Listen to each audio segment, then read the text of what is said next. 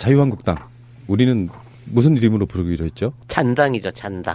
자유한국당, 자한당을 줄여서 잔당. 잔당. 새누리 잔당. 이렇게 부릅시다. 새누리당이 그 박근혜 탄핵 국면에서 뼈저리게 깨달은 게 있었나 봐요. 언론의 뚝이 한번 딱 터지니까 정신 못 차리게 막 보도가 됐었잖아요. 거기에 지금 새누리당이 미디어 팀을 5배로 늘렸다 그래요. 그래서 계속 통신, 방송, 그러니까 우리 인터넷이나 방송이나 신문을 계속 모니터링하는 거예요. 이것들이 이제 SNS의 중요성을 깨달은 거군요. 그래서 방통위 등에 지금 1,200건을 접수했대요. 심의 접수를 했대요. 어쩐지 최근에 방송이 바뀌더라. 예. 프레임이.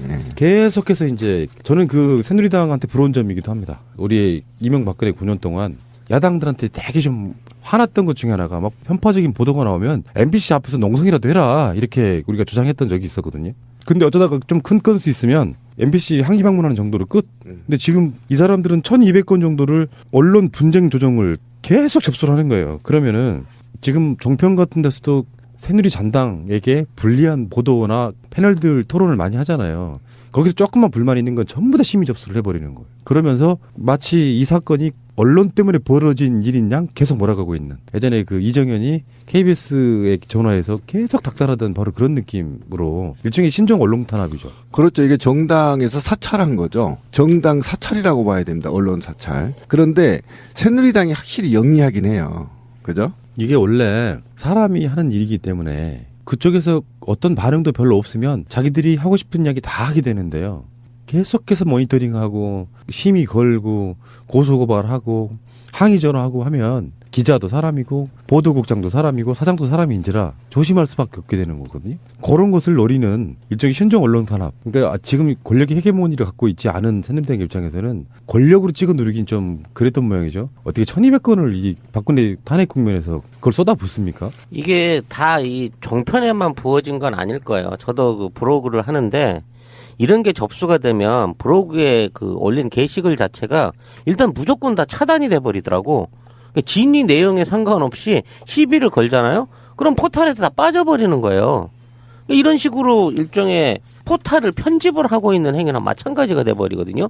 이거는 엄연한 면에서 온라인 그 언론 내지는 온라인의 그 자유의견에 대한 강제적인 탄압이에요. 뭐 이런 법이 다 있냐고. 맞는지 안 맞는지 뭐 활성 그 부분에 대한 증빙이 있어야 되는 게 아니라 일단 누군가가 신고를 하면 박근혜가 여자다라고 썼어도 시비를 걸면 일단은 내려야 되는 거야. 저는 이걸 보고요. 새누리당 역시 야당보다 좀 똑똑하다. 저는 이렇게 보고 있어요. 왜 그러냐면 권력이 어디에서부터 나오는지를 알고 있는 겁니다. 그렇지. 새누리당에. 정확히 알고 있는 거고요.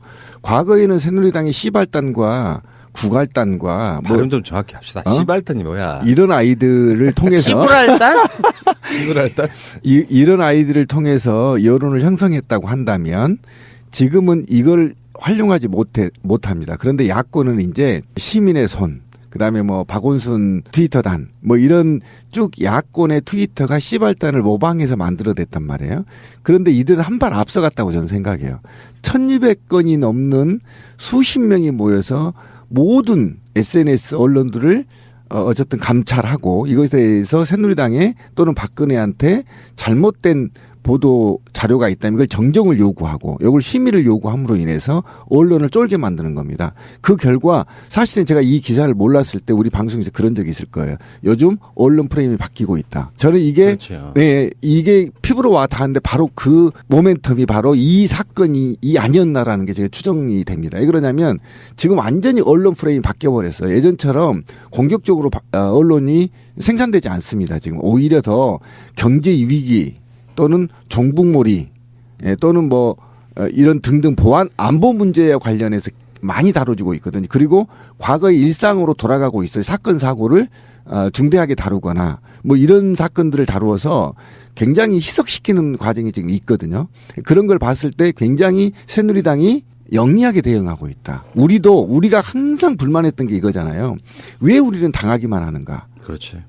네, 우리도 이렇게 해야 됩니다. 한 100명, 200명 정도로 모니터링을 해서 허위된 사실과 페이크 기사 같은 거, 가짜 기사, 그다음에 우리가 말하는 김진태나 새누리당 유해 극우단체들의 발언들을 모두 취합해서 분석해서 고소고발하고 문제 제기하고 이걸 조직적으로 새누리당처럼 이렇게 해야 된다는 겁니다. 우리도. 맞아. 우린 너무 신사야. 그냥 참아주고 인격적으로 넘어가고 저것들은 원래 저렇게 미친 것들이니까 딱딱딱 바락바락하지 하고 지나가 버리는데 어느 순간에 우리가 그렇게 곱게 이게 신사적으로 그거보다도 돈이 들어서 좀 넘어가 주니까 저것들은 모든 언론에 대한 기록들을 나중에 시간이 지나고 나면 자기들 위리한 것만 남겨놓은 것 같아. 지금 역으로 포탈이라든지 과거 기사라든지 이런 걸 역검색해보면 다 이 보수의 진보에서 올렸던 주요 기사들은 다 밀려나가고 찾아볼 수가 없어요. 근데 재밌는 거는요. 잔당에서 허위 보도 바로잡는다면서 가짜뉴스 신고센터를 만들었습니다. 지네들 거 신고당하면 어떡하려고 그러지? 그거 좋은 아이디어인데요. 네. 지금 더불어민주당에서 가짜 허위 사실 취합하고 있거든요. 그래서 이거를 같이 새누리당한테도 그 잔당한테도 같이 등록을 하면 됩니다. 네, 좋네요, 이거. 저희 시민의 손에서도 이거 하거든요. 네. 적반하장.